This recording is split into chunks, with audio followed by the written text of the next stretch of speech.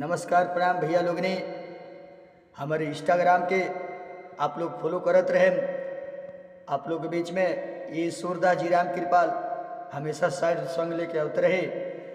रोकले रोकात नहीं के अखिया से नीर रे तहाली कवन बैठ के बोला दे नाई रे बिना जान के जियल नहीं जाई हमकी सुइया जोहर के लगवा दे नाई रे बिना जान के।